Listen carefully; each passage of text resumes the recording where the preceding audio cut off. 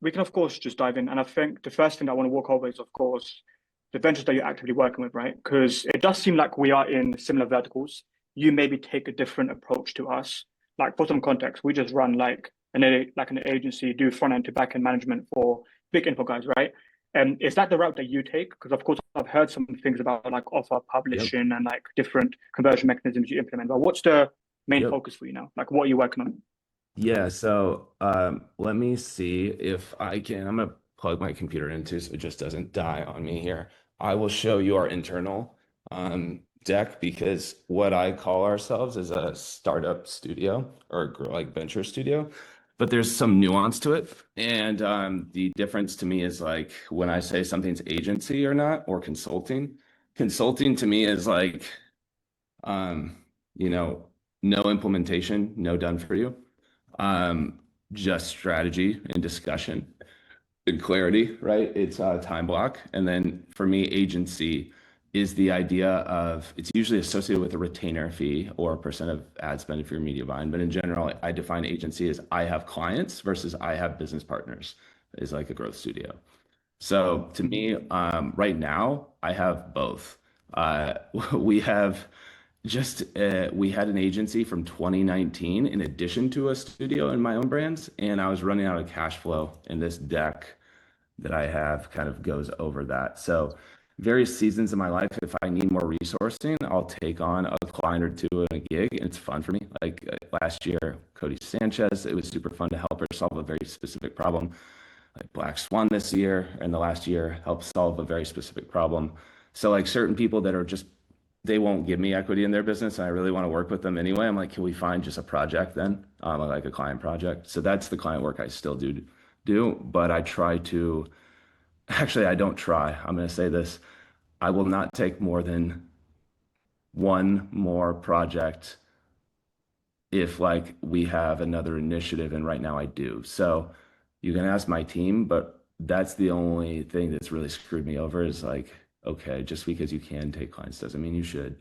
And I want to do a good job on the project work with the level of people that are now in my network. So, but I judge projects by are they an interesting person? Do I want to work with them? And you'll see kind of the heuristics in here. So this is going to be my next year mantra. I'm just putting it up front. I was honored to get to speak. I still haven't yet. I missed it. Ben Vader's community, who seems to have a growth operating community, and I was trying to learn a little bit about him so I could do a good job and represent his legacy. So, in general, my project that I'm focused on right now that has clients testing it out is roughly called Omni, and I am just going to keep it there on that. Some of it I want to create some like intrigue and mystery, but my background, director of marketing at some places, in my North Star like heuristics, are Dream 100. This is how like me and Sam Evans met. It's similar to how me and you met even on X. It's just like learn from people that you want to learn from. And on X, that is crazy game right now, right? Of just accessing people. I'm like, there's just shot I can get to anyone I want to that's like influential in our space or the tech space right now on X pretty easily, straight line them. And if not that, 1 degree away. So it's a really cool place to be. I found this summer. I'd ignored it for forever. And right now, like I still don't think to go there. It's on my calendar, actually, I think to post on X. That's like how I need to get in the habit of it. Some people find like socials addictive. I find like TikTok and feed-based algos are much more addictive. In X's, I just don't scroll feed like, you know, for the most part, like I just don't do that. Most people are having conversations, which makes it a little bit cooler to me and less, Yeah. less addictive. So I pop in, pop out. I am Yep. I am guilty of mindless scrolling on X. Interesting. So I am a guilty. tell me where can I find the more addictive feed? Because to me, I can always stop. I like working algorithms, so I usually put in guardrails. So to me, like, do you go to profile home? I just don't know where to go. I go through the for you option. That's like the best Okay. feed that I've seen. And following, of course, like if you're hyper specific with the people that you do follow, of course, you're getting high value posts through the following section. Okay. But like back to your point, what you mentioned, like around Twitter, like Twitter is, in my opinion, one of the best social media platforms for sophisticated exposure. Now, what I mean by that is, of course, you've got like platforms like Instagram, TikTok, and all these other ones, right? But the people on Twitter, by the way, that you meet, by the way, are super interesting folks. Like I've met people, by the way, with like less than 1K followers that are absolute killers. They've got no digital presence, but they, of course, know what they're talking about. Like I believe, if of course you agree as well, like Twitter is an insane platform for that. Like that sophisticated exposure. So take me through then maybe because like I wanted to stop. I wanted the scroll stop on two here, like for me personally, because I saw two people I know and like I've also like hopefully you guys are seeing this. Hopefully you guys had fun yesterday. I'm on a podcast and I know that whatever masterclass on outreach you guys are doing, it's probably going to be next level, right? That's my tendency to do something like that. So what are you typically looking for when you're scrolling on X? I'm curious. Like for what works for me Or specifically is what makes your thumb stop essentially, even if you're doom scrolling? Because I doom scroll every now and again too, for sure. Just not on yeah. X usually. I mean, if we go to the top part of this feed already, right? It's like the tweets with images. They of course like scroll stopping, right? Like the one, for example, with like Ryan Clock and the guy Nate, who Nate, Yep. that was like a final, no, like a funny scenario that happened on Twitter when that marketer Yeah. he pulled out one of his outreach tweets, right? I quote tweeted that, got some decent exposure. You And but retweeted like it too? when like I quote tweeted it, like that was crazy. Like I did that was too. like the Right. difference. I took it. I did this one because I was like, oh, I'm gonna keep this going on Nate's side here of this like semantics argument. It's like unimportant, but in general, that the other guy thought it was right, and I think a lot of us just thought it was absurd, which is fun. So what's maybe I don't know if I can track that spider web. So you did the same thing, like repost first quote kind of thing. I just don't know how to Yeah. growth hack on Twitter and X. I'm genuinely asking. Just like normally, what's your thought? Is just have fun or like I want to grow here? My thought process is right, and I'm not because I'm not really like the best on Twitter, but like my thought process is running Twitter is just losing awareness and comes and like just write what comes to mind. Like when I thought about deliberately writing something and like forcing the idea on like tweet format, the tweet never done Mhm. well. But when, for example, like now I was at the gym or like I'll be walking to the co-working space, an Okay. idea for a tweet would subconsciously come to my mind and then I would tweet it, right? It's kind of like the concept and the Yeah. phenomenon about So like your greatest ideas come in a shower, right? sweet. Similar mechanism.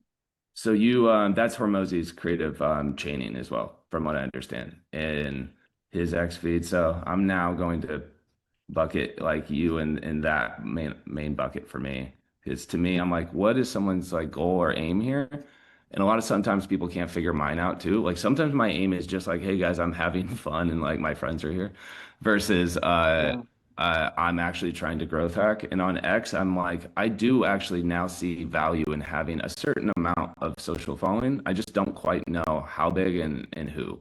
But it seems like people I like are on there. So it's important to me right now. It's on my calendar, right? For every day to post there. So if you see me post roughly one X post per day, it doesn't seem to be helping me grow. Like, so help me out. Help. Interesting. And Yeah. why I'm I mean, yeah, and why I'm showing this is because I think about this, right? Works from short to long, Twitter for testing ideas. And then I usually would add a link and just put in like your X handle, which is it the same as what I'm seeing on this screen? I know we all have weird X um, handles. Mine's oh, fish in it's IEQ. Maciek, just the letter L underscore. Oh, underscore. Yeah, like that's the thing I can never remember too is like how do I add like my friends and I'm like, oh yeah, I'm fish in IW. No one's gonna remember how to do that too. I don't even know. Can you change your handle and does it matter? Have you noticed? You can change your handle, but I believe now because like you've kind of created this ecosystem with all your previous tweets, and those tweets are associated with the handle. I believe when you change it, you can no longer see the designated handle, right? But I Cool. think I even consumed this somewhere. But you know, like handles with like just your name, for example, right? I want to get the handle that just says Maciek, but there's like a suspended profile that has that username, and I'm trying to so hard to get a username, but I can't attain it. Okay, so it's something you can buy on Swapped or something like it's under kind of black hat or what's the deal? Yeah, like some black hat people can get it, or even Okay. I think Twitter they're releasing like a marketplace to buy these handles, right? But it's kind of all perceived value, right? Because like imagine now you had the handle like Nick insane. Yeah, like a lot of my friends do. I remember the plug, I won't reveal who it is. I don't know if they would want me to or they do like to be known for this because it's super dope. But just know that anyone that like if you see like Jeremy Haynes, Jeremy, Alan, Money, a few others that you guys can think of, credit. There's a lot of people that I know just by their on Instagram, and there was an era where I should have done both the ones I wanted. They're like, "Do you want Nick or do you want Fisher?" And I remember this person coming back to me and being like, "The cost was too high because of the person that had each one was relatively famous." So I was like, "All right, Interesting. yeah, just like a Interesting. box you have to go to." So yeah, I remember that era, and I was like, "Okay." This connection's going to get fired. That's we're probably, it's probably middlemaning a bunch of other people until you get to internal employee would be my guess. I don't know. I was never that on the inside. But yeah, I'll try to find it because if it's important, it would be sick to have. I know exactly the handle I'd want. Can you change it Yeah. with just if it's free and open? Yeah, Or like through Twitter, okay. like through settings, like easily done. Okay. But yeah, like I want to get the magic one. But like for you, imagine the handle Nick, how crazy that'll be on Twitter. Like the perceived value around that, by the way. Like your Yeah. name is like a lot more popular to mine. Like mine's like an Eastern European name. There's not many people with Yeah. that name I compared to would Nick. I would want Fish or Fisher, or at worst, my other ones are nick.fish. So I imagine actually before this goes out, we're not live streaming, right? Someone's gonna go squat on it. They're like, okay, Yeah, no. grab that one. Yeah. It will put in some delay here. Hopefully, you guys, if you're watching this, bring it back to me. I am happy to pay for it. Just I don't want to be extorted. Like when someone brings me, they're like, "You want nickfisher.com?" Which has happened for a couple $1,000s. I was like, all right, guys, I'm not that famous where you're gonna like, I don't need it that bad. And I grabbed nick.fish, so I own that. And that's it redirects to whatever I want at the time. Right now, it's my Delphi bot. Interesting, interesting. Yeah, like of course, talking about Twitter, right? Hmm. I came across you on Twitter, then I kind of got into like a rabbit hole around your name. I saw like a student of mine, he'd done a podcast with you as well, right? But like now with you and your ventures, like of course you mentioned Twitter as the channel to get in touch with people, right? But are there other goals you've got in mind with like not like Twitter? Like do you see it as like a channel for, I don't know, new business or like what are the long-term Twitter? visions with Twitter? Yeah, Yeah. it has. That's something that I think maybe me and Ryan Cog talked about in our interview. Um, a lot of opportunities come out of X. Let's just say like this is an opportunity, right? That I said yes to. Um, I probably should be saying no to things that aren't like directly related to my goal. However, Dream 100 is not done yet. So even though like and I hopefully don't take this the wrong way before the summer because X I didn't know and we like met right over the internet. I was like, I just made a dream like 55 or something. And I was like, the rest will fill in with interesting people around the people I reconnect with, is my thought. So I'm trying to figure out and actually teach that to people because it can be daunting to start with like Brunson teaches in Expert Secrets. Like that's where I first got the idea. I think maybe Chet Holmes before him in Sales Machine, Ultimate Sales Machine talks about it. And that's like, Mhm. if you guys want just the simplest way to win, I think about, are you a how person or a who person? I like to meet people. I'm a networker. I like to go to events. That's not me. I do it because it's important and strategic, but I prefer to be introverted. And I think how can I do this by myself? How can I not ask for help? So the how people, generally speaking, go through courses. They buy the courses, they learn the method. They're the growth operators. The who people end up usually being creators or affiliate managers or like partnerships or like something that involves networking. I always consider like Steve Harward like one of the goats on the who side. Pace is on the who side too. Morby, who is my business partner. I almost all my business partners are who people, which makes sense to me now in hindsight. Never saw it though in the beginning. It's just like, cool, we have a problem. Who, how, paths. Um, so figure out which one is you because trying to be the other one and just be like, Nick said Dream 100 is the only way to get there. People say that type of stuff because they want you to focus and just do what they say. To me, I always like to give people at least the illusion of choice or like a false bind here. Because really, there's other things I could say of getting there, but that's a better heuristic to just start there and then you feel energized. You end up like, okay, this is hard. What I'm doing is harder than I thought.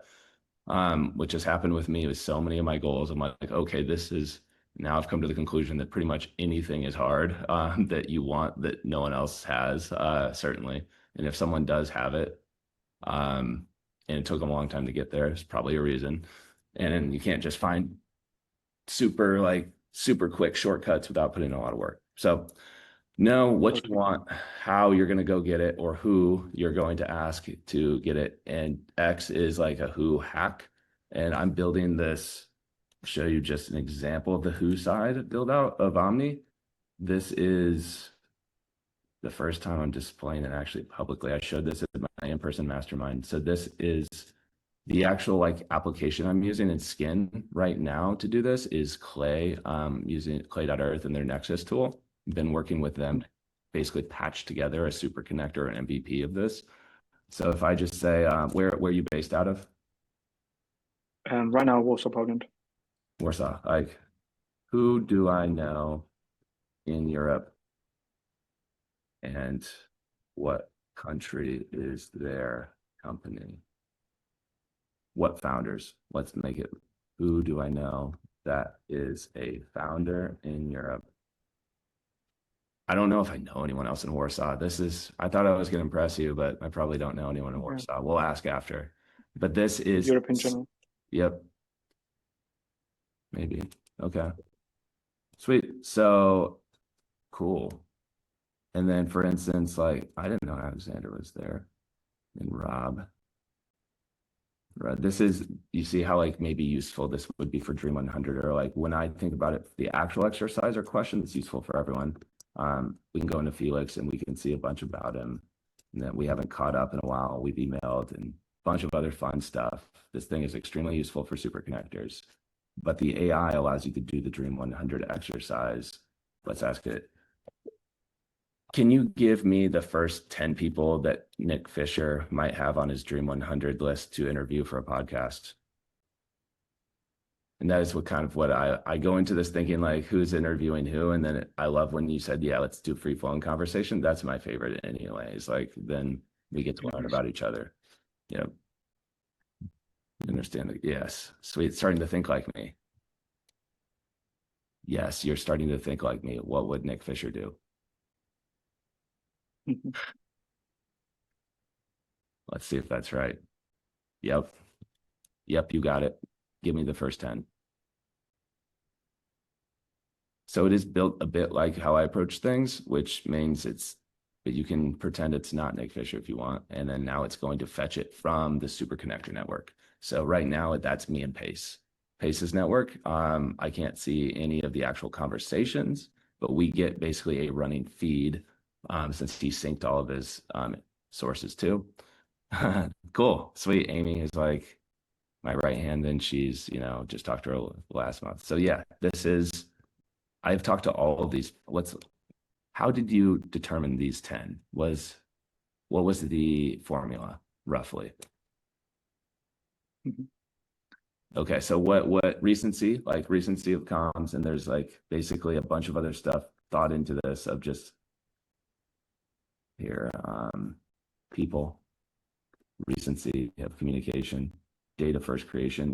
There's a lot of mapping that needs to happen, both actual and other things, but I can go into anyone's profile and you can be like, oh, how do you know each other? And I can actually prove it out and show proof of like, hey, earlier with Ryan, I'm like, cool, we're friends, I hope, right? I think you would say that. Now we just met each other this year though, and most recently 19 times texted, 308, 29 meetings so far this year. Truly has been helpful. So when I say, hey, like, which I did before this on a post, you were helpful, there's evidence there, both to me and to other people, that is interesting. And I can make associations with Josh Snow and Josh Gavin, actually. Now, no one knows about that yet. And who else did we meet? Like last time we were in person in the mastermind, Cole Gordon asked him to speak. We were both in the back of the room there. And you guys see maybe how powerful this could become if people use this tool with me. So I am looking, DM me if you want to. Actually, DM me for sure if you need help, and I'll help you.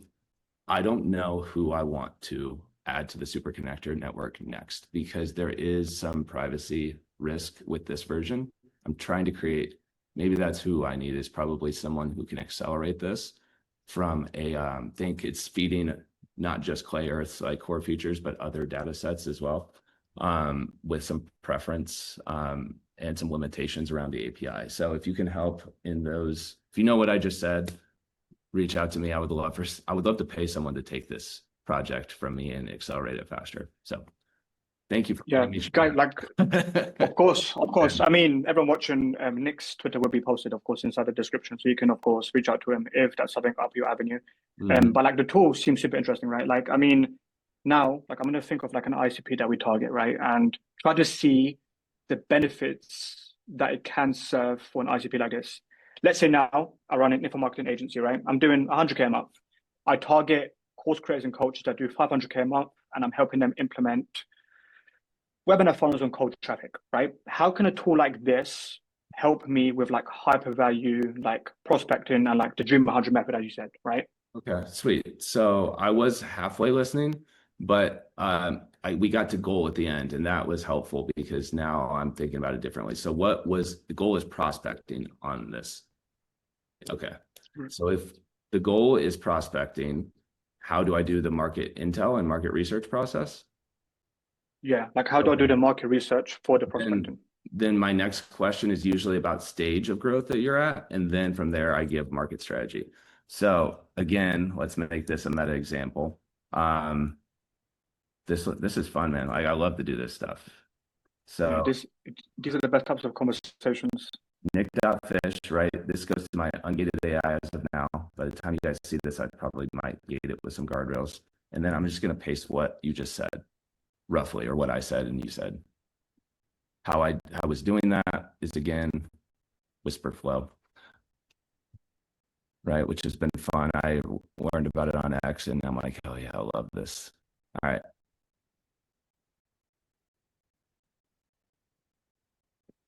Yeah, it's doing it in roughly the order that I would do it. I basically work from ICP, voice of customer, voice of competitor, and you notice I skipped brand, which I said is like usually where I need to probably bake this into it because it is most useful if you're at go-to-market stage to start with your brand because you don't have one, right? Or you do, it's just probably it wasn't well thought through because you weren't trying to be a creator in the spotlight. Like, did you have that struggle at first of like, how do I show myself to the world, essentially? I mean, most agency owners, they kind of have this struggle, depending on, of course, customer journeys. I did. But like, yeah, I did. Everyone has I found not everyone does. Some people just like doing biz dev and being out there. That was never me. So like struggle with that. What were like some of the things you tried to do as an agency owner to get more clients that either didn't work or you didn't like doing them because they were draining? cold email, which I don't think, like mass sending cold emails was massively draining. Not worth it. Yeah, that's like one avenue. Yep. So I don't like that either because what services do you sell? Low ticket to high ticket funnel implementations. Okay. And then any expansion? Do you like do any done for you media or traffic? Yeah, done for you meta ads and creatives and like campaign scaling. Yeah. Very similar to my agency services. We had about 5 that we did: VSL writing, book writing, media buying, Facebook media buying, YouTube, CRO. That's it. So, and that's even like for a boutique agency, having 5 services is hard, I think, anymore. And you risk not being very good at any of them and having to get low clients with outbound and DM. So I think like, cool, I understand where you're at. This is now going to inform the actual opposite. Assume that we have acquired a client like a marketing agency that I described above did. How would you start day one kickoff with the client, or even before that? What do you do before kickoff? right? And it should know all that. It has like recency bias built in, but I've done enough. I've played pretty much every seat except like CFO. Well, I guess I've played that too. It shouldn't have been in it. So run pretty good. Yep. Access, yep. Access is always first for me. That's on my checklist, and that should be source stamped. Hey, what's up, Josh? Hey, what's up, Claude? Yeah, like both internal and external sourcing right now. The external one, the public one, is just going to have external sourcing, which, because I've been so transparent, will probably actually still be just as transparent and internal. All right, then yep, offer funnel clarity, yep, see snapshot, yep. This is the only thing that's probably variable for me. It's like I do to about 2025, and that's key. That Sam Ovens taught me. It's the best example of that. Super swings. Wait, those are like like client interviews with like stream customers? Yeah, or no. So like with clients, or just happy customers. It could be, the lesson's universal, but for the sake of like what it actually looks like, I do it very different of like what I'm trying to get at on those clients. So I'm trying to get to this, and I'm trying to get to an ICP pattern, or what I call a skew. Like internally, I say, what's the skews of our ICP? And I'm like, okay, so our ICP is usually risk averse. They're usually skeptical instead of trusting, pragmatic instead of optimistic. They're all over the board as far as their preference on speed. So we'll go in the middle, and we won't say that this is, do you see like the differentiation points? If they're all skewed here, I would say this is the fastest method for getting what you want, right? This is the not slowest, deliberate. This is deliberately created. That's me with this bot. So this bot going back to here, if I ask it, hey, personality comparison skews super swings, and I just want to show you guys how scary good this thing is. Show the skews or personality profiling that you do in Crystal knows on super swings, and describe the ICP in terms of their skews, like risk aversion versus risk tolerant. Almost got it. But it should know. AI is just like so smart that it can kind of just, you can give it half-baked grammar. Risk averse. Boom. Sick. So like to me, I'm trying to, you guys, like, you don't know like what's in it and how to pull it out, but I've been just pulling out it on this stuff, and I'm just basically QA/QCing my own thing as we go through this, because I'm like, cool, it's good. It's good. It can walk you through a process if I want it to narrow it down even further. And like have it be very, let's call it Sam Ovensy or Hormozy, which is wrong question. This is the right question.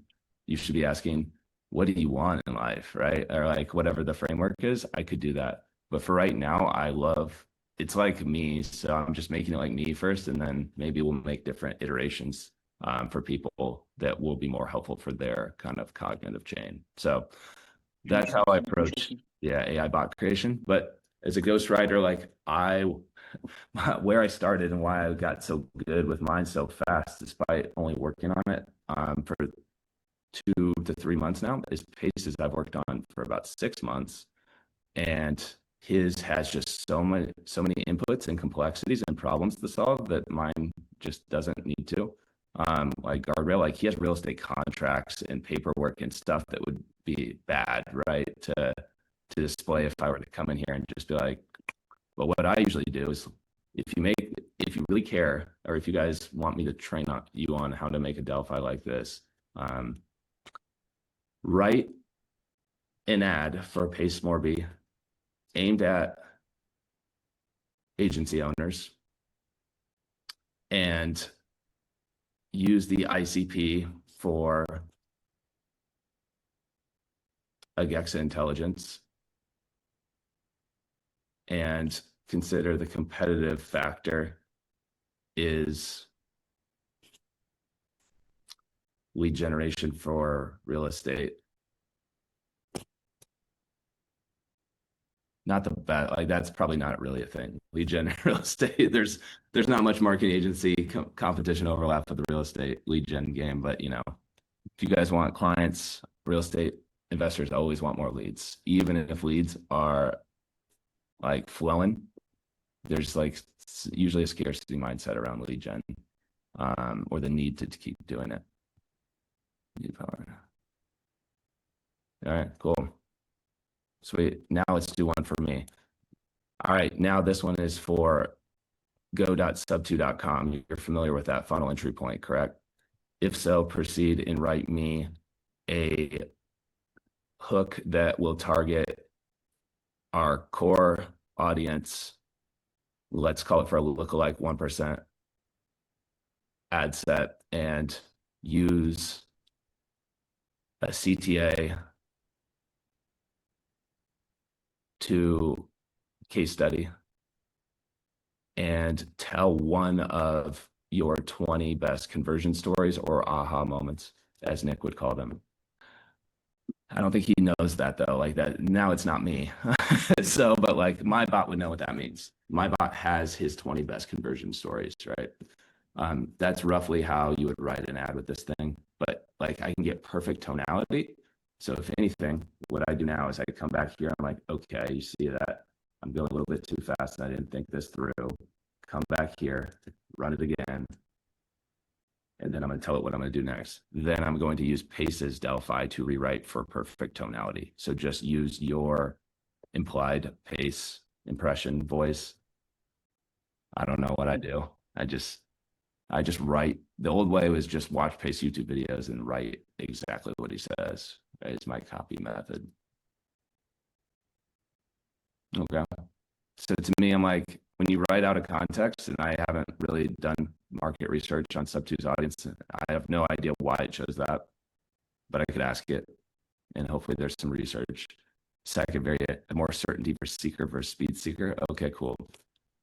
Yes, give me 10 variations and then just a tag so I can understand if it's a competitive hook, a target market pain point or problem, a fear, a desire, label the copy frameworks, right? This is how now I'm teaching myself to get up to speed with my assumptions about the old market research I've done on Subto, because I haven't done it recently. Last time I did market research was last year for Subto. I do it usually once a year because I'm not the lead copywriter. Carson, who's our copy chief, probably has a way better grip on what certain products want. All right, thanks, said no, so sweet. I like, so what now I want is this. These are good enough to now bring the pace. And you make these 3% better for our target market using their own words. It would be helpful if you use exactly either your own phrases or phrases you've heard on student calls.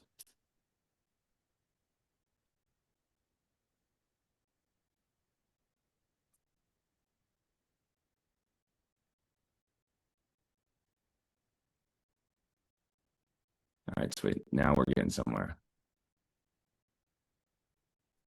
Nick, man, I've got like a quick question. Like other people, they may be, of course, in a similar headspace, right? Mm-hmm. Like feeding this AI process, right? The inputs. What inputs do you feed this to, of course, maximize the creativity to output and actually make it match like Pace, like Morby's voice? Cool. I'll give you, because we're on different plans. So I'm on like the $500, $600 a month plan. Pace is on the immortal 25K a year, I think, or something.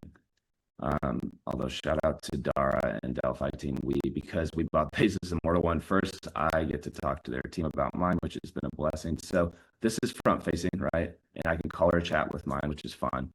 And if like, oh, I've never done this, content idea for my team to have my bot call Pace's bot, and we'll just see what happens.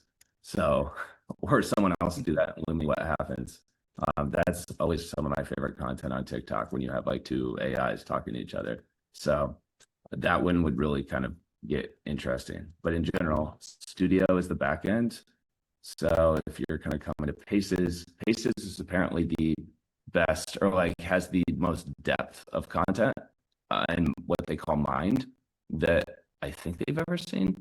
So you can see like it's auto syncing based off of what you do is like think about massive integration sources. And I can show you guys, this is why I love Delphi. It took me forever to figure out like how can I get someone who actually cares about building a custom GPT at like 100x the level, because custom GPTs are like semi-useless now at this point for me, save for just like being the first wave of how you did this. So I look at basically there's integration sources. I forget exactly where they're at, but our plan for here is the Immortal plan. I was right. And on mine, I'm on the second highest plan. But basically, you get these advanced insights. Why I love Pace is the Immortal plan. I wish I had this. Like his, let's bring this back to the last 3 months. And I wonder if this mine quality is usually 99%. I wonder what happened if it broke, some integrations broke. But you can see these insights, it surfaces things, and I can see things like these are all lead magnet ideas for me. Your audience frequently negotiates agent commissions to create a deal lever. Question, Nick. Yep. The mind quality, is that the effectiveness of the bot itself? Like how close the bot is to the face front end image, like the client, right? It has nothing to do with how many words are in there. Immortal just means you can have, I think, unlimited words. Mine maxes out at 20. Let's see. I have, and even this, one file failed. This like will end up probably being on this playlist, right? Which is auto syncing for me, and a bunch of other things. So everything auto describes, even Q&A calls, and I can ask mine. Mine's really good about recency and what I'm doing online. But you go here, train, and I can do an interview, and it can pull it out of me, or I can upload content. And look, I can give it a website. So right now, like for X, since that's where your like ideas start, mine's already connected, and you can see that. So create like everything that I'm doing, I'm flowing through it so effortlessly, and that is the hardest part to kind of unravel for creators. Like, how do you actually get yourself unstuck, which I talked about a little bit today. And then from there, for me, my biggest problem, because I wasn't a creator, I've worked with enough to like, I help them get unstuck. So I'm like, I know how to get like anyone unstuck, even myself. Like if I get jarred, like I'll have a different problem and I'll try to, you know, either do it on myself or get someone like you to like snap me into it, go to a friend, be like, why can't I create content? That's what the growth operators, you know, who are good do. So this, what I've connected Slack, like everything. I've connected my whole entire life to this thing, and upload from CSVs. Like they really, really thought through these integrations, and I can just give it channels. So if you want to mind meld it with like you and me, which you guys like, as of right now, I don't know. Actually, they probably don't allow for that. There's guardrails around you blending, I think, other people's bots with yours. Like I can't make one for Pace without Pace doing the face scan and ID. They care about people only making ones for them. And I don't know why, but probably let's call it legality, deep faking and whatever. Regulations. Yeah. So it seems like an interesting tool. So like in a nutshell, right? This tool here, Delphi, right? Is that how you pronounce it? Delphi or Delphi?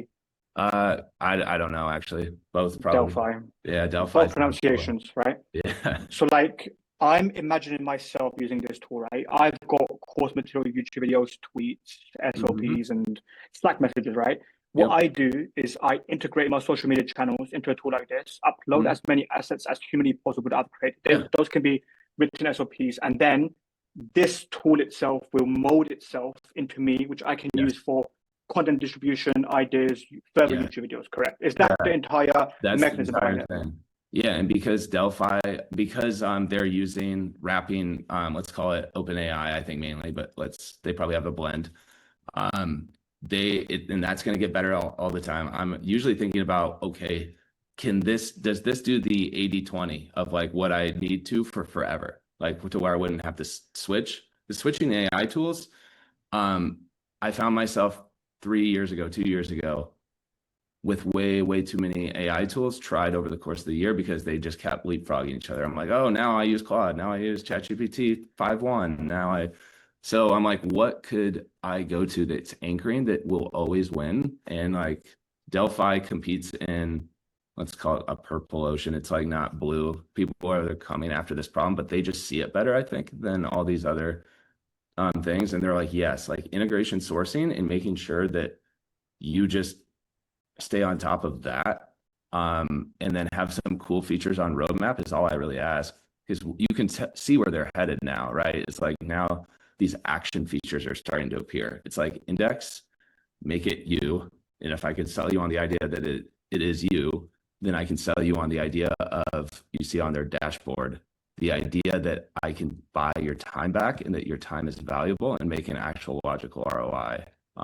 So for me, when I look at my home analytics or conversations, maybe there is usually some analytics. I'm Delphi team, if I send this to you, if you could make me and Pace on the same plan, that would be sick. I know I don't deserve the immortal, but I won't use all the usage features. I just want this. Delphi, another advocate here. I'm putting a word in for the main man.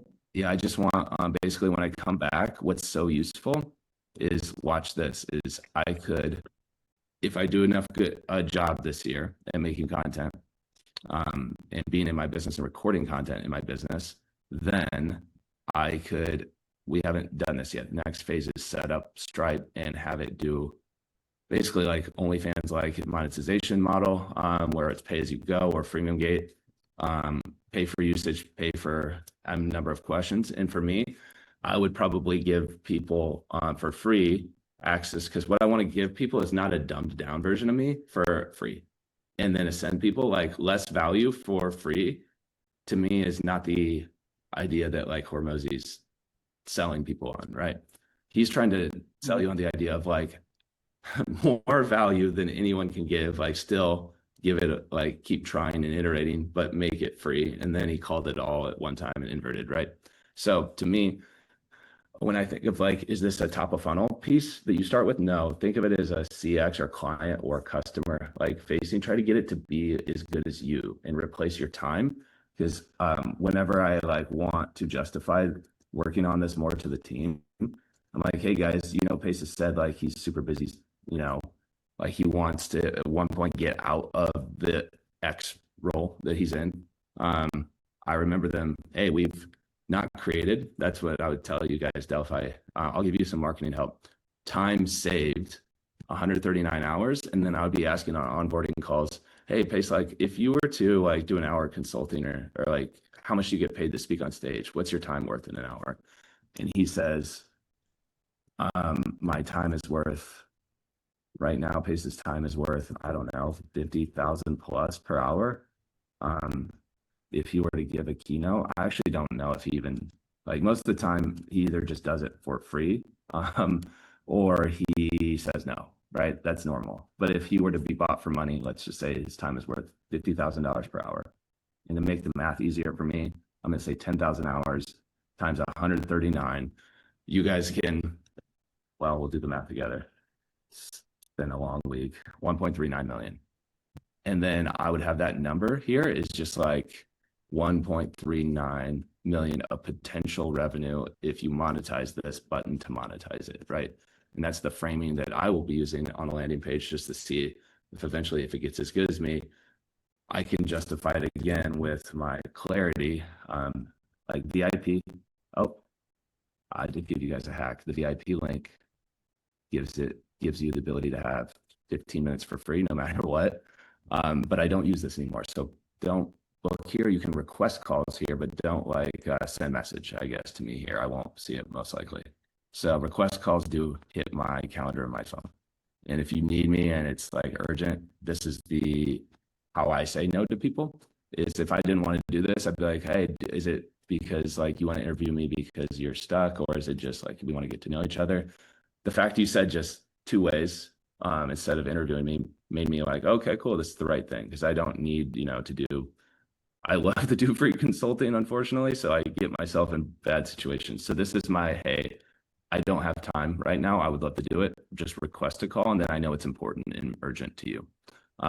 Because it's $16 a minute, you think through your problem really quickly when you're on the phone with me. Usually, unless you're extremely rich, in which case you don't need to care. But in general, this is what I like about the framing. And I love when people hop on and we can do a quick call and I've taught them something or helped, right? So I always look at this and just like, cool, it's a blessing. It's a blessing to be able to come here. You guys can see that people have paid me money actually like not only like me, but usually find the advice useful. So with that being said, I know I shared a ton, dude. I would ask if in the comments, hey, how many of you guys comment below if even up to this point I've been useful or helpful or at least opened your mind, right? And Yeah, I mean, yep. Nick, one thing, right? Before of course the comments, like we use AI in a slightly different way. I mean, we've got our internal mechanism, and it's called like the bi-brain matrix, right? And what we essentially do is a similar process, but the only bottleneck is, which I'm assuming this tool helps overcome, is that it automatically populates the information and YouTube videos, right? What we do when we onboard a big client, right? We get all the YouTube videos, tweets, as many assets as possible. And then we've got like an AI process that creates an extensive credit brief that we use for marketing collateral, if that makes sense. These are kind of like 47 to 50 pages long. I can show you an example. I'll show you an example. Yes, show me an example. I'm gonna get a water over here, and I would love to see, dude. Showing me AI stuff is a love language. I'll show you an example of one we crafted for a client that we are no longer working with. I'm open to sharing the details. I'm not too opposed. Let me quickly get these up. So this is for, if I share my screen, for people inside here. Nick's does seem slightly more advanced and a step ahead. But yeah, Nick's getting some water when he arrives. So essentially, right, is we onboarded a client a while ago. It was for like a faceless content offer. He specializes in like viral content through using AI and stuff, right? And when we onboard clients, we've got like an extensive onboarding process that collects as much marketing collateral as humanly possible, right? In all avenues. And then we use that to craft this bi-brain matrix. And this is, if we go in depth, right? This is like 57 pages long that walks over pain points, direct quotations, desired benefits, objections, hesitations, psychological triggers, status-based language, and pains. And then it goes into extremely in depth about like current self-identities, aspirational identities, rejected identities, symbols of success, internal conflicts, influence of broader attitudes. Bro, if we receive, like my copywriter, by the way, like he's incredibly autistic and smart. His name is also Nick with a C. Hey, autistic Nick. Let's go. But he creates these, and we create these processes for every single client as onboarded.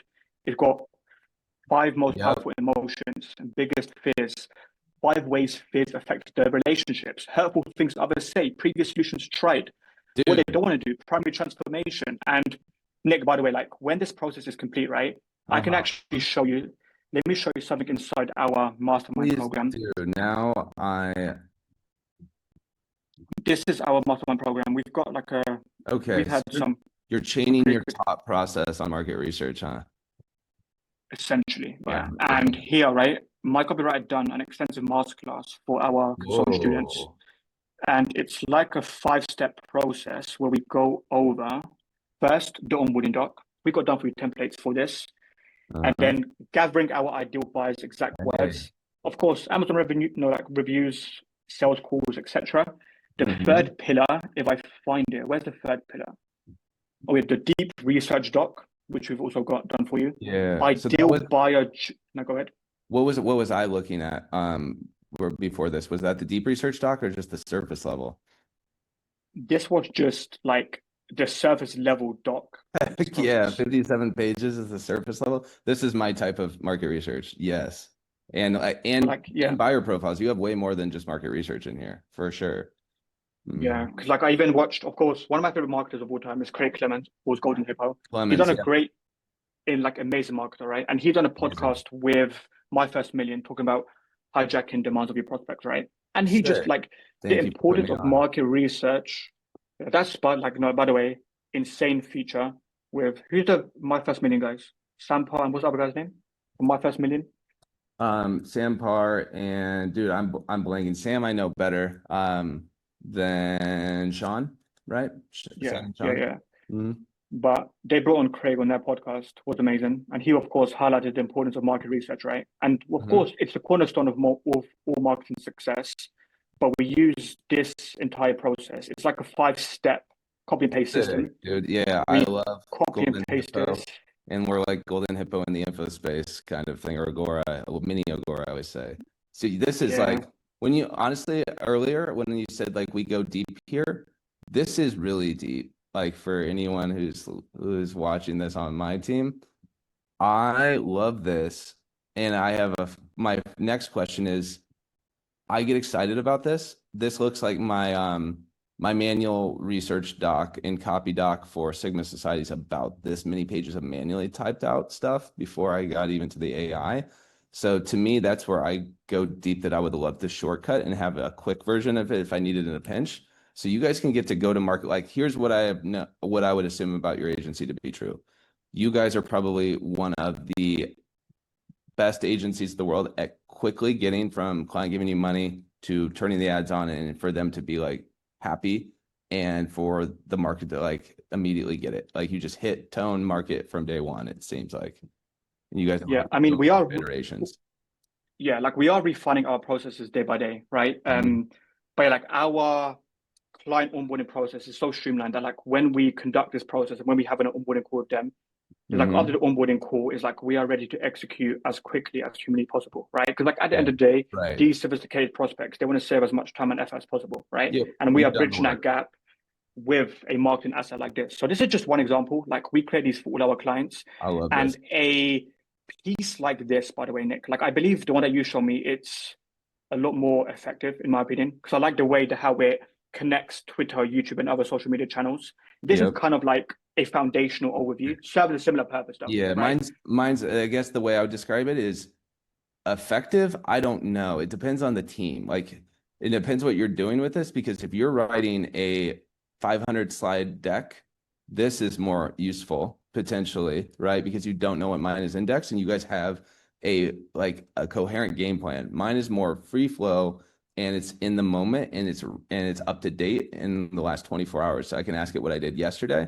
So like the perfect version of Delphi, what'll end up happening is I actually have two tools going, the redundant audio right now, right? I can query that for this. Like I can just say, what are we talking about in the current meeting?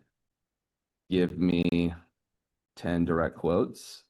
So if you know what you want, my tools are probably more effective, let's just say. But if you don't know what you don't know or you're teaching, your process is probably should be adhered to and followed. And static, I think, over dynamic is even preferred in some instances for me. I would rather have a static report oftentimes than mine in cases where I'm still trying to figure things out and someone's like, no, just follow this verbatim.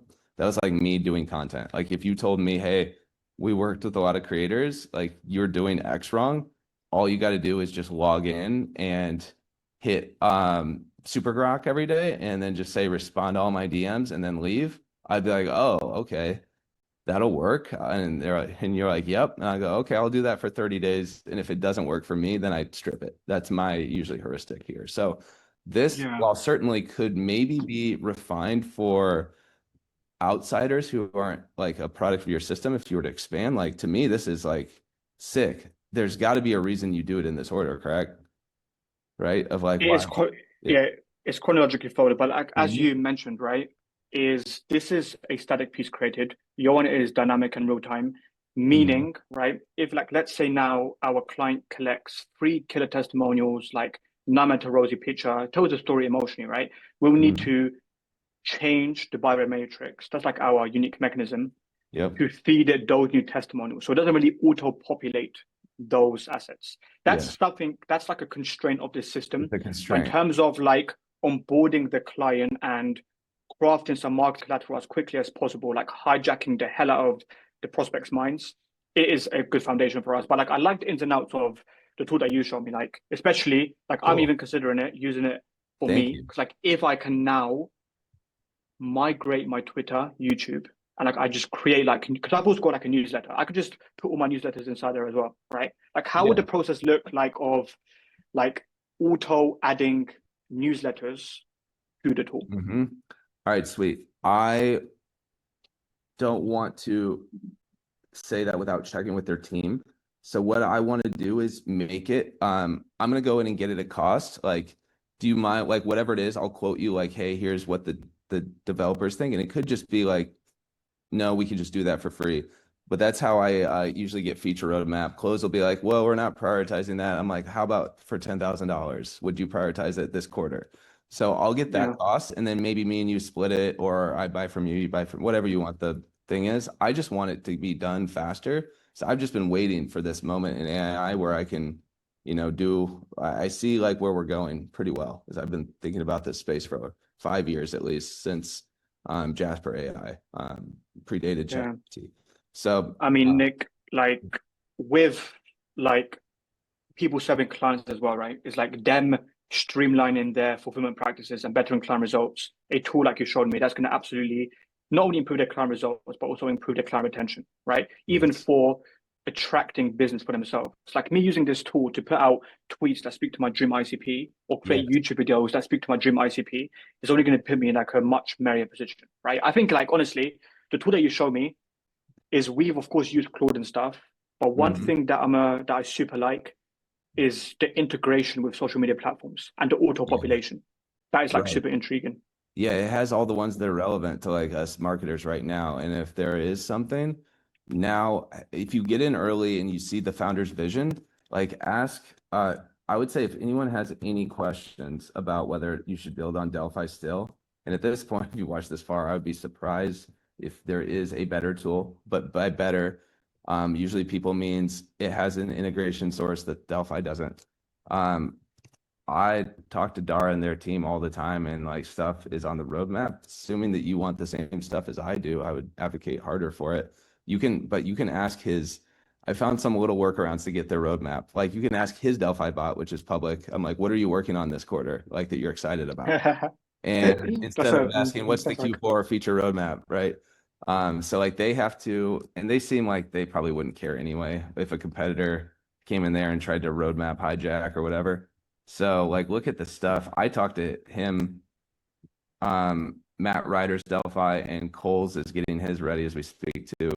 I'm just trying to have like the Avengers on my instead of all these tabs today, which is like chaotic content creation for me for sure. I'm just chaining and I open up a new tab. So it's never pre-planned, but I start the day fresh and then I just keep chaining so that I can remember at the end of the day on a screenshot my chain of thinking of where I went. So by the way, I must say, like, how do you focus with that number of tabs open? I would lose my mind, bro. I would lose my mind. Yeah, personally. So like I'm focused right now. So like today I come into it with either there's 2 heuristics, and this brings me back to this one. Start here. This is the critical path from yesterday of my focus. But on creation days when I'm doing content, it's just create. Are you creating? And I post in here. People are mentioning it. Nope, not that one. I did 2, and you only get 1 more. I've learned in. Here we go. Depends, like, here's how I focus. The only thing for matters. Growth operators, like for you as an agency owner, I put like my foundations or concepts, like whatever my worldview is in this box. These ones you can change, but generating strategy sessions, goal, doing strategy sessions, executing. So like, what's foundational for you? What are your values? How do you view the world? What is the primary action, or what's the primary action right here? And then what is the goal? That is how you make your own version of that. Mine in creation mode is this. The only 3 things that matter today: writing copy, making content. We're doing that right now. We're doing it like at multiple times, and we can syndicate this. Talking to users, chat or call. We're doing that too. Should probably update to say to just talk to talk to network, talk to users. Same idea. Talk to customers, talk to sales prospects. Share insights to the whole team. So I am focused today by my definition of this sheet. Interesting. Well, and is that like a daily process, or like have you got one that kind of obliges with like a monthly? Yeah, I have a weekly one. So the actual my personal heuristic is is it this day is a bit of a blend, but for the most day, this is a creation day heavy. If it goes over 4 hours, creation, I just look at this. This is printed in my office. But right now I'm at the airport about to go visit Pace in Nashville here for a meetup. So I'm on what I would consider a manager's schedule, and managers usually manage with like their calendar. So either this guides and focuses my day and I just flow through my day here, but the goal is always flow. So like no matter what focuses me is either my calendar or the three things that matter for me personally. Yep. Intriguing. I know Noah Ryan on Twitter, he's kind of like a esoteric health coach, right? He says that he sets specific days for like specific accomplishments. Like one day maybe the content day, one day maybe a sales call day, right? Like Yes. how do you what's been the optimal like split for you? I'm glad you asked. I'm gonna find out by doing this, like putting the reps in, and everyone's got like after I started mapping, because what I do is usually research, and it sounds like maybe you're like me, you have a tendency to research as a first step before jumping into something. Again, like a how person, how people Yeah. like us end up teaching courses, helping with courses. So we just like to learn. And learners usually early in their life were given books, and books became let's call it an inhibitor or a barrier to action, right? You don't read a good book like Harry Potter, put it down and think of business ideas generally. I didn't at that point, thank God. So it was like for me, I only started reading nonfiction around maybe 18 or 19 years old, right around like college time. Up to that point, and even until I was 22, 23, I was primarily reading novels, not or like fiction, let's call it, versus nonfiction. And then at a certain point, my career like became the most important thing, I guess, post college, and it was primarily nonfiction over fiction. And I always get to think like with copywriting, we get to do both. Like, and that's probably why I love it. I get to write fiction and nonfiction at the same exact time. Yeah. And with me, like even us doing this right now, like you have those elements that you love about fiction and nonfiction, right? That are both here. So to me, that was maybe a more esoteric way of saying GCal. Like, is it a GCal day or is it a look at my three things that matter day for me? And to do that effectively, it took me like I've been off of the org chart now for New Reach again for 6 months. I've been on and off 3 different times as CMO, or let's call it CEO, and then CMO twice, let's just say, for the sake of growth operators out there. So like running the show, everyone behind the scenes, my business partner was in the spotlight versus me removing a personal brand and us publishing more brands versus us removing ourselves from the org chart and hiring a CEO to run the company versus us having to come back in and figure out how to work with each other again at a different stage. So I've seen pretty much not every combination, but a lot of problems all the way up to the stage that we're at. But I'd never seen anyone do like $100 million on a launch like Hormozy this year. Like my mind's still getting blown and I'm learning things a ton. This has probably been the biggest year of learning, and to learn well for me, and to like actually distill it simply is a matter of just time and me putting in the reps of teaching. So by attempting to teach, Sam Ovens, like master designer, he usually comes up with the outline and we taught people to kind of micro chunk. I did that. It just like, for whatever reason, that is not helpful for people who have inductive reasoning processes. They still get stuck. So for Sam, he's like, well, he would be like, no, just do it my way. And that's the binary overpower, like of just like either put a gun to their head kind of thing, and teach them to do it my way. Or like me, if you want to give the nuance, which I will, it hurts me not to. Very few things are binary with me. If you want to give nuance, you have to think inductive reasoning loves flow, just like money loves speed. So whatever it is, you have to pre-plan your flow and put you in an environment that is conducive to that, is what I would say. And for me, GCal allows me to flow through as a manager. I can run to meeting, be like a few minutes late. I was a few minutes late into this one because I was coming from something. And yeah, in general, I have everyone else on my team's calendar up and I'm looking at it side by side, kind of like it's Tetris a little bit, right? And at the end of the day, I'm looking at Rise to see how you'll notice like how I define productivity in Rise is different. So right now we're I guess into my day. You can see my calendar over here and you can see kind of my productivity on the computer. And for me, because I have days like this all the time in our business, despite not being on the org chart, I'm often there and people come in and I like to help solve problems. So the Elon Musk version of you want to be a content creator, but you're running a business, like how is Nick figuring this out? Or doesn't seem like he's figuring it out, whatever your perception is. The answer of how to do it is just demonstrate and turn your day into content. And it requires a few things. But to me, like I've been creating content. I'm hitting my percent of target so far. And it's just that I haven't documented any clients or projects or tasks today, but I'll do that later. So to me, this tool is helpful. So I always am just like execute and review and then iteration loops, and don't try to pre-plan your productivity and focus. That doesn't work as well for inductive as it does deductive reasoning people. What's this tool, by the way? Right, it's my first time hearing about it. I think I've like stumbled across it. I've used a lot of things historically over the year. This actually I am agency owners, anyone who's an agency owner or was. This was given to me and was so helpful when we had an agency, and is still helpful.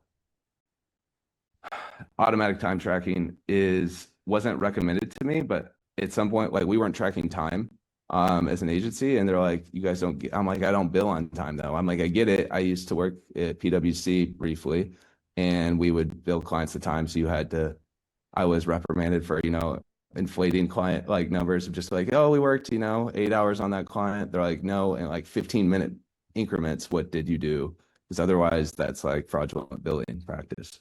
So I just had always been aware of the idea. I just let go of it.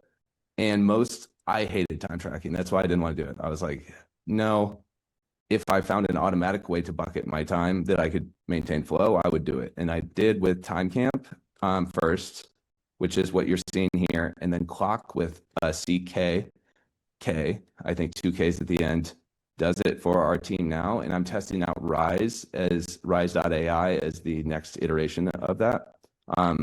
Something that integrates with Rippling, we have to use for our full company at scale. But what you want to get to is margin in relative real time, ideally. And if you can't get it into real time, 24-hour review cycles of just like, where did my day go? How many times have you spent way too much time with a client who paid you less than another client who pays you more and doesn't require time? Always happens. Always. That's the agency owner. It's the number one problem I've observed in agencies is spending the right time with the right client. In perfect, like I can't even do it and I'm the one who like closed half of them. I'm like, I know this client pays me more, but on a Zoom call for, things are urgent, they call you at 8, it's hard to say no. And a lot of agency people, especially your employees, if you guys are business owners, they just aren't used to it. They'll have to learn the client management side. And I was not good at it. I was doing some dumb stuff in the very beginning for clients, like anything, right? Anything for money. Now I'm like, okay, guardrails that, guardrails this, but I would just look at these summaries and just be like, dope. This is, I don't know what your kind of thought is on utilization rate versus productivity rate, but in general, I'm happy if over 50% of someone's like time is billable, essentially, internally. So to me, I'm like, okay, that means roughly, like I should have been higher if I was working like inside my own agency. I should be at least 4 hours of billable client. Like, why would I have 6 hours of internal meetings or biz dev? I don't know that day. This is an example, but you get the idea. So in general, you're trying to get to that margin, and TimeCamp does it still. So does Clock, so does Rise, and there might be some others, but it helped dramatically. I was starting to catch them like, we spent 40 man hours this week on our lowest paying client. What is going on, guys, collectively? So, yep. That's and it's done by keyword detection, and there's privacy features too for anyone worried. It basically like right now even, mine is off currently and I need to fix it, but it's looking at my screen and screenshotting if you wanted to. For me, I do that. But you can turn that off and just have it basically bucket by keyword like it's SEO. So you can be like keyword stuff, Astroflipping, Jamil Damji, like real keywords that are unique IDs in your URL for ad accounts, everything. I just stuff in there and we would auto bucket and the whole team never has to worry about time reporting and I can make accurate P&L decisions. So that's the benefit.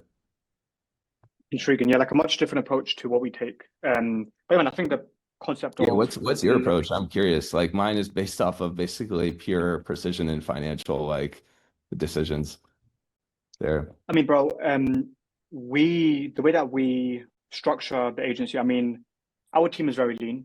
Like we have got like a very lean info marketing agency. Like we've only got like we've got like one copywriter, funnel building team, tech guy, assistant, right? But the way that we structure the productivity and the tasks is like 2 weekly meetings, set expectations, go over what's been done, and just hold ourselves accountable. Yeah, it's like, to be honest, it's like super streamlined and it's been working like a charm for us. Like that being said, right, we're not like a 50 million, 100 million a year corporation, right? So well, either of us are agency. Like it's hard to grow an agency and scale an agency to the level you can scale a brand to. Like it's very hard operationally. Yeah, like I heard someone say like a quote, like when you scale clients, you scale headaches. I kind of agree. Like every client comes with its unique questions, unique way of getting results. But man, that's super intriguing.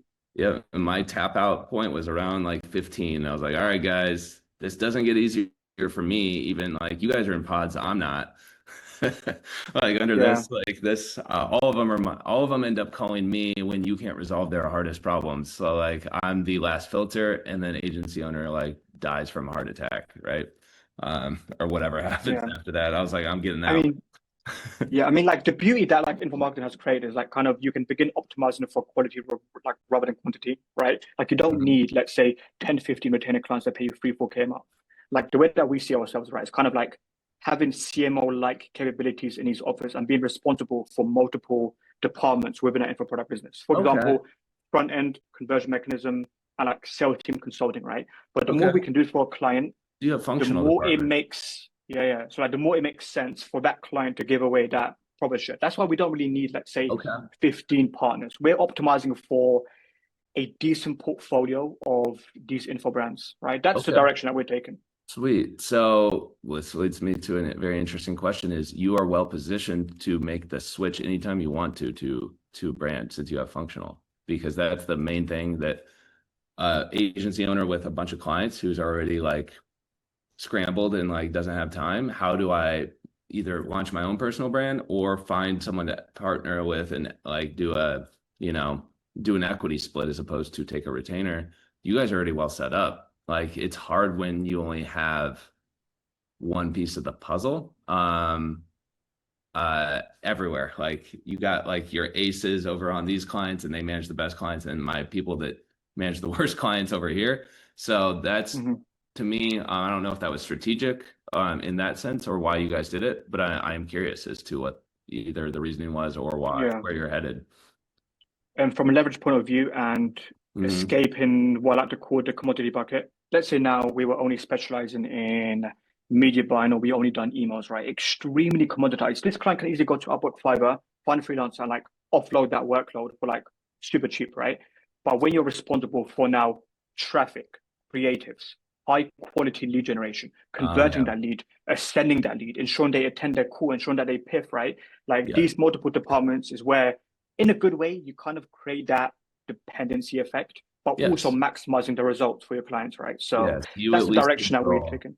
Yeah, there's no client side black boxing or client side walls in the creative. Like now I'm up to speed because when I say media buying, originally media buyers under me, I structure everything as expert generalists. So like they're basically directors of marketing, and I have multiple of them, and they all have their own strengths.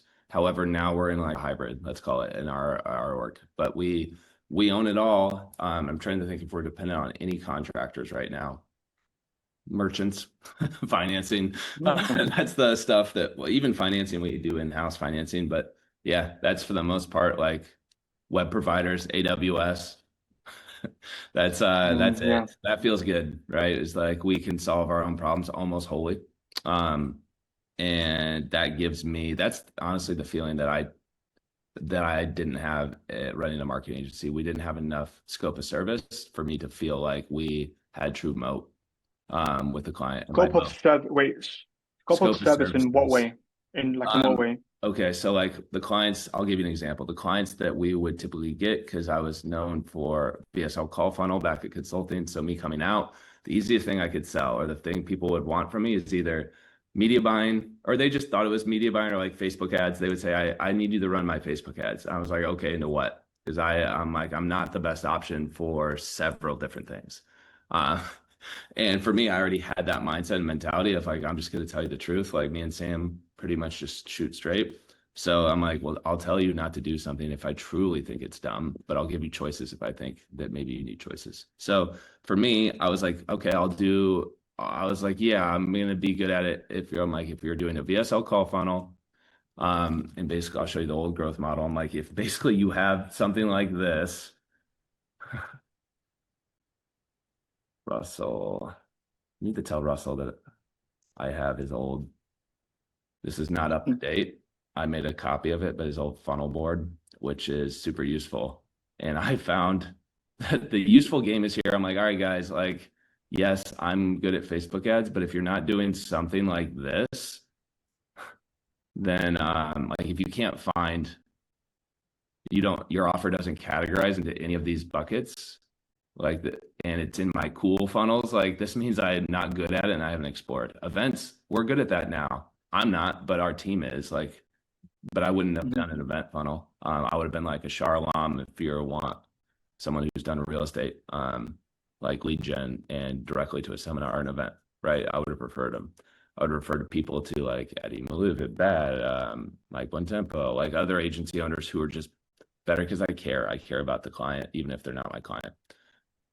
Sure. Which, yeah, so like invisible funnels, that means I just, a funnel I haven't pinpointed how it works yet. It's just kind of funny. So these are the things that I was maybe getting like people were reaching out and I wanted to maybe learn, but I knew like weren't really, these should have had tags with probably if I was more buttoned up as an agency owner, the partner, right, that I would refer them to, and I would have asked for a referral fee. I wasn't that smart yet. And I'm still not. Like I just dropped a lot of Delphi praise without an affiliate link. So I'm still learning. But that also Affiliate wasn't links my soon land. intention. Yeah. To Affiliate promote links soon Delphi. land. Yep. But honestly, I mean, like even just getting the feature out, like I mean, the insides out of the tool is going to captivate a lot of people. Like for real, like it just even captivated me, you know. So Thank you. like just the exposure online, I think it was a huge epiphany moment I've received. Because like, of course, it's all about leverage, and a tool like that, it does create that leverage. The fact that Thank it's auto-populated, you know. So we'll be, of course, taking a more in-depth look into that, man. Like I appreciate you showing me the ins and outs of it. Cool. But Nick, my man, it was a pleasure finally connecting. I have heard a lot of good things, and it was, of course, great for us to digitally connect. This one was more of a randomized, Yeah. sophisticated conversation. But yeah, man, I'll be more than open to doing like a more like laid out one with like clear questions and guidelines. But yeah, Yeah. man, I believe it was a very Absolutely. insightful conversation. Right. Like the prepared one, like if something that you see now I've just shown you a bunch of stuff. Now I kind of know our skill sets in depth.